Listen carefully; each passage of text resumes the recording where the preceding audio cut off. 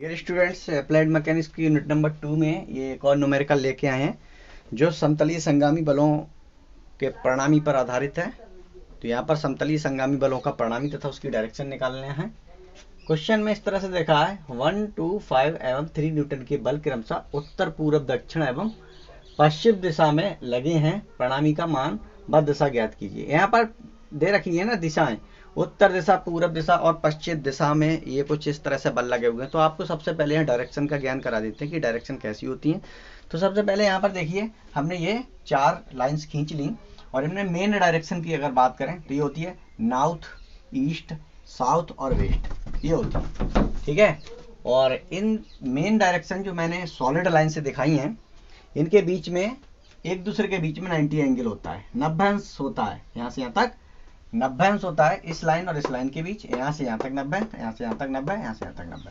इनकी sub direction भी होती है। तो सब डायरेक्शन के लिए हमने यहाँ डॉटेड लाइन से दिखाया है, ठीक है। और डॉटेड लाइन यानी जो डायरेक्शन थी उन डायरेक्शन के लिए 45-45 अंश के कोण में डिवाइड कर देती हैं, ठीक है। ये अंडरस्टूड है।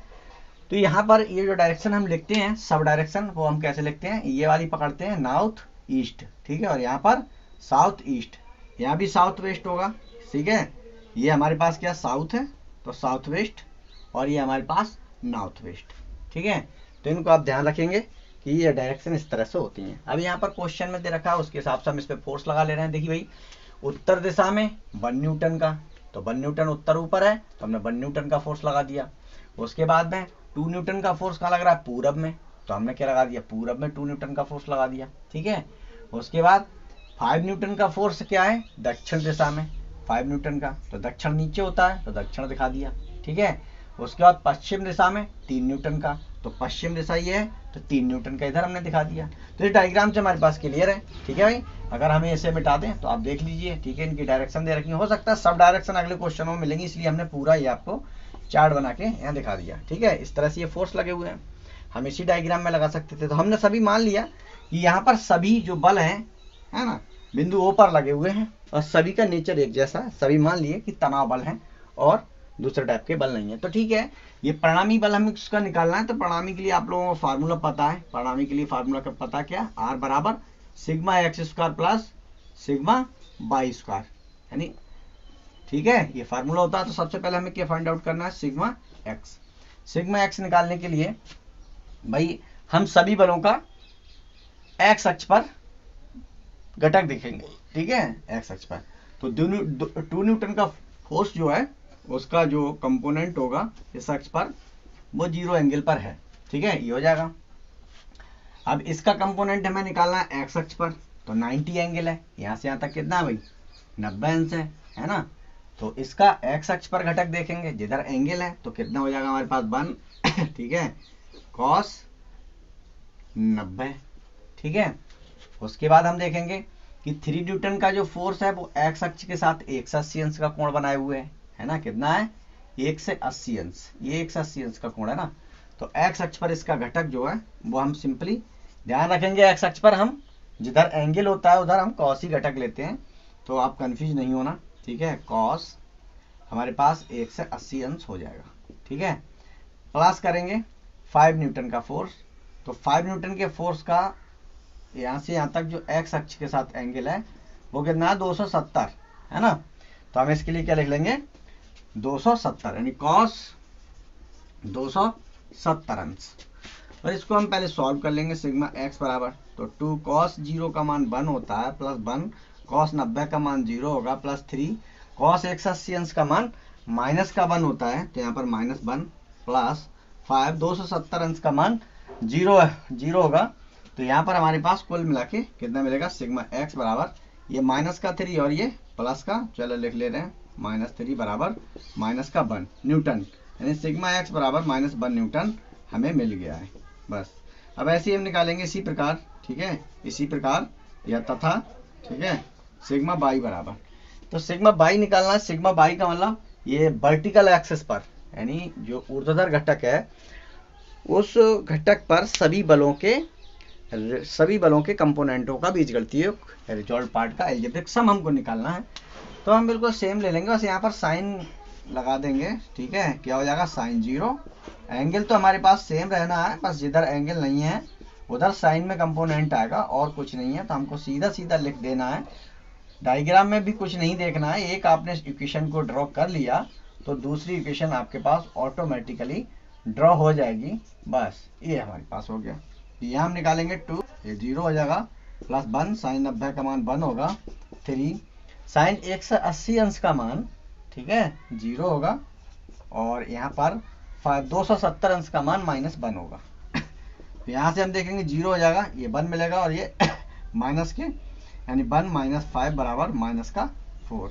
तो सिग्मा बाई बराबर हमें -4 न्यूटन मिल चुका है। अब इन सभी का मान हम क्या करेंगे, समीकरण नंबर जो 1 है या रिजल्टेंट का फार्मूला है उसमें हम लगा देंगे।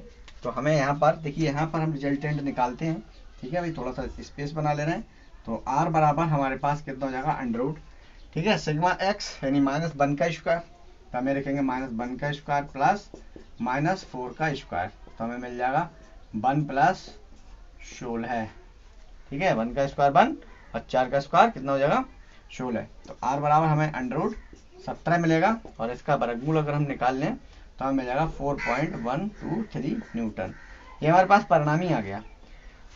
परिणामी आ गया, अब हम परिणामी की दिशा निकालेंगे। तो परिणामी की दिशा निकालते समय पे हमें कुछ बातें ध्यान रखनी होती हैं, जो आपको अभी यहाँ पर हम डायग्राम में क्लियर कर दे रहे हैं, ठीक है। तो डायग्राम में हमें यहाँ पर देखिए, हमारे पास जो हम लिख लें सिग्मा x बराबर -1 न्यूटन आया है, सिग्मा x बराबर -1 न्यूटन, और सिग्मा बाई बराबर -4 न्यूटन आया है।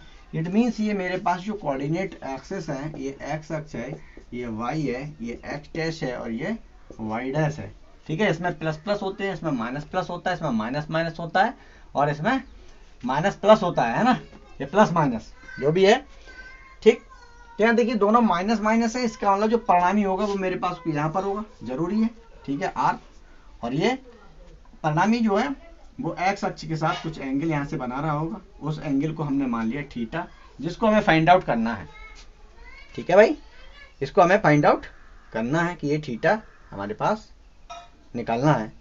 तो ये थीटा निकालने के लिए हमें फार्मूला है कि tan थीटा बराबर sigma by upon sigma x. Sigma by मेरे पास क्या है, -4 अपॉन -1, तो ये 4 हो जाएगा, और यहाँ से मैं थीटा बराबर लिखूंगा तो मुझे मिलेगा tan इनवर्स 4, और इसकी जब वैल्यू निकालूंगा tan इनवर्स 4 की, तो मेरे पास ये आएगा 46, ठीक है, 46 अंश आ जाएगा ठीक है। लेकिन ये 46 जो आया है, ठीक है, वो एंगल अभी थीटा नहीं निकला है, थीटा अभी नहीं निकला है, क्योंकि यहाँ पर माइनस माइनस होने की वजह से, यानी x और y की वैल्यू माइनस होने की वजह से सिर्फ ये वैल्यू निकल के आई है। ये वैल्यू कितनी है, 76।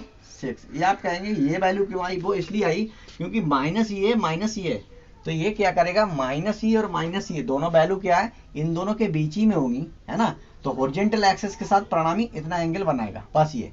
लेकिन मुझे ओवरऑल निकालना था ये वाला, क्योंकि फार्मूला मेरे पास इसके लिए डिजाइन है। तो मैंने जब इतना निकाल लिया, तो इसमें मैं क्या करूँ, इतना और जोड़ दूँ, यानी 180 अंश और जोड़ दूँ, इसमें ऐड कर दूँ, तो मुझे थीटा मिल जाएगा। अभी ये मेरे पास एक्चुअली थीटा नहीं आया है, इसके लिए मैं कुछ लिख दूँ, या तो थीटा डैश मान लूँ, ठीक है, ये मैं या तो कह दूँ थीटा डैश है, ये थीटा डैश मान लूँ, ठीक है। ओवरऑल मुझे थीटा निकालना है, या मैं कह दूँ थीटा आ गया तो मुझे थीटा डैश निकालना है। तो यहाँ पर जरा ध्यान दीजिए, थीटा डैश हमारे पास मैंने क्या निकाला, ये जो निकल के आया वो क्या निकल के आया है, -x अक्ष की दिशा के साथ परिणामी का एंगल, दिशा क्यों आई, क्योंकि माइनस माइनस दोनों वैल्यू हैं, तो थर्ड कोऑर्डिनेट में ही होगा। हमको निकालना है पॉजिटिव x अक्ष की दिशा के साथ परिणामी की, पॉजिटिव यानी धनात्मक x अक्ष के साथ परिणामी की दिशा। तो हमें कितना है, इसमें 180 ऐड और करना पड़ेगा। तो हम यहाँ पर करेंगे क्या, 180 + 76, ठीक है, 180 + 76 जब हम करेंगे तो हमारे पास ये 256 हो जाएगा, ठीक है। तो आप केवल यहाँ तक निकालना सीखें। अभी ये प्रॉब्लम आपके लिए अगर आ रही है तो हम आपको क्लास में डिस्कस करेंगे, आपको और ज़्यादा क्लियर हो जाएगा, ठीक है। तो इससे आप घबराने की ज़रूरत नहीं है, सिर्फ आप यहाँ तक निकालना सीख लें, तब भी आपका चलेगा। डायग्राम को शो कर दें तो आपका आंसर क्लियर हो जाएगा। डायग्राम में बस ये दिखा दें कि ये मैंने निकाला है, तो आपका आंसर क्लियर है, आपका मार्क्स पूरे मिलेंगे, ठीक है।